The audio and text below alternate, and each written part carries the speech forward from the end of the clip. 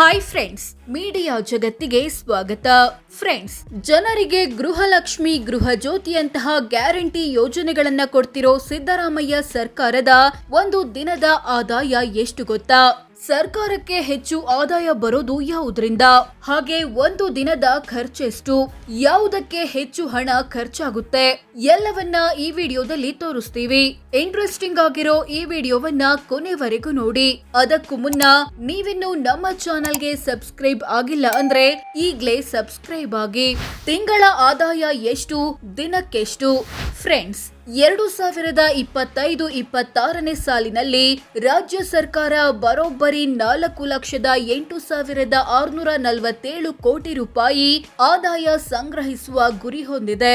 ಹೌದು, 4,08,647 ಕೋಟಿ. ಇದನ್ನ ವರ್ಣಿಸೋದು ಕಷ್ಟ.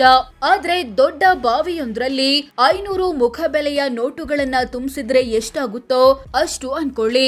ವರ್ಷಕ್ಕೆ 4,08,647 ಕೋಟಿ ಅಂದ್ರೆ ತಿಂಗಳಿಗೆ ಸರಾಸರಿ 34,053 ಕೋಟಿ ಆಗುತ್ತೆ. ದಿನಕ್ಕೆ 1,119 ಕೋಟಿ ಆಗುತ್ತೆ. ಹೌದು, ಸಿದ್ದರಾಮಯ್ಯ ಸರ್ಕಾರದ ಒಂದು ದಿನದ ಸರಾಸರಿ ಆದಾಯ 1,119 ಕೋಟಿ.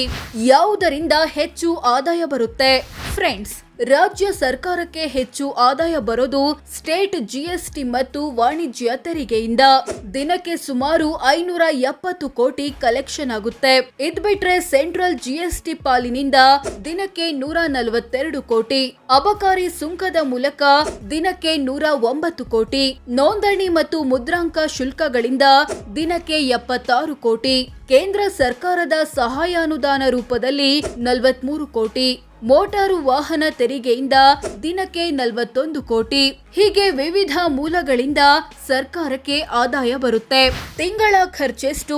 ದಿನದ ಖರ್ಚೆಷ್ಟು?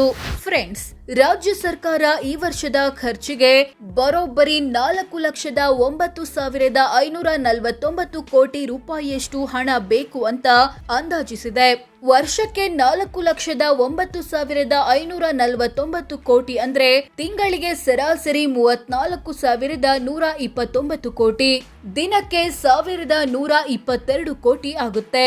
ಹೌದು, ಸಿದ್ದರಾಮಯ್ಯ ಸರ್ಕಾರದ ಒಂದು ದಿನದ ಖರ್ಚು ಬರೋಬ್ಬರಿ 1,122 ಕೋಟಿ ರೂಪಾಯಿ. ಇಷ್ಟೊಂದು ಖರ್ಚು ಏನಿರುತ್ತೆ ಅನಿಸಬಹುದು.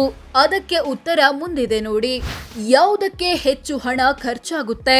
ಫ್ರೆಂಡ್ಸ್, ರಾಜ್ಯ ಸರ್ಕಾರ ಹೆಚ್ಚು ಹಣ ಖರ್ಚು ಮಾಡೋದು ಸರ್ಕಾರಿ ನೌಕರರ ಸ್ಯಾಲರಿಗೆ.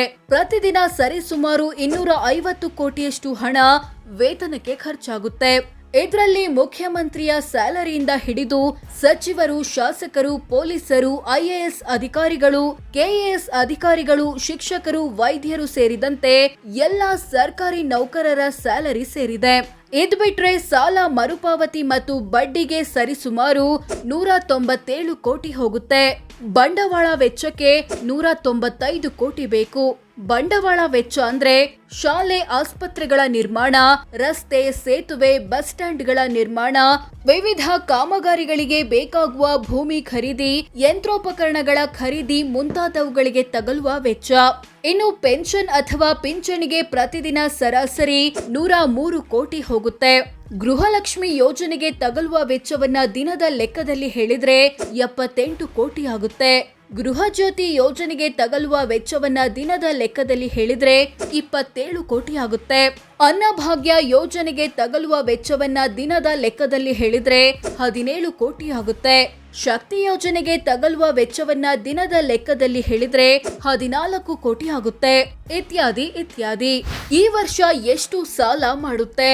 ರಾಜ್ಯ ಸರ್ಕಾರ 2025-26ನೇ ಸಾಲಿನಲ್ಲಿ 1,16,000 ಕೋಟಿ ಸಾಲ ಮಾಡುವ ಪ್ಲಾನ್ ಹೊಂದಿದೆ.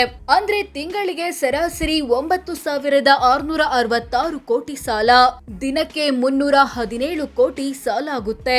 ಇದರೊಂದಿಗೆ 2026ರ ಮಾರ್ಚ್ ವೇಳೆಗೆ ರಾಜ್ಯ ಸರ್ಕಾರದ ಒಟ್ಟು ಸಾಲದ ಮೊತ್ತ ಬರೋಬ್ಬರಿ 7,64,655 ಕೋಟಿಗೆ ಹೋಗಲಿದೆ. ಸೊ ಫ್ರೆಂಡ್ಸ್, ಇದಿಷ್ಟು ರಾಜ್ಯ ಸರ್ಕಾರದ ಒಂದು ದಿನದ ಆದಾಯ ಎಷ್ಟು, ಒಂದು ದಿನದ ಖರ್ಚೆಷ್ಟು, ಸಾಲ ಎಷ್ಟು ಅನ್ನೋದನ್ನ ತಿಳಿಸಿಕೊಡೋ ಪ್ರಯತ್ನ. ಇದನ್ನ ನೋಡಿದ್ಮೇಲೆ ನಿಮ್ಗೆ ಏನನ್ಸುತ್ತೆ ಕಾಮೆಂಟ್ ಮಾಡಿ ತಿಳಿಸಿ. ಹಾಗೆ ವಿಡಿಯೋ ಇಷ್ಟ ಆಗಿದ್ರೆ ಲೈಕ್ ಮಾಡಿ, ಶೇರ್ ಮಾಡಿ, ನಮ್ಮ ಚಾನೆಲ್ಗೆ ಸಬ್ಸ್ಕ್ರೈಬ್ ಆಗಿ. ಧನ್ಯವಾದ.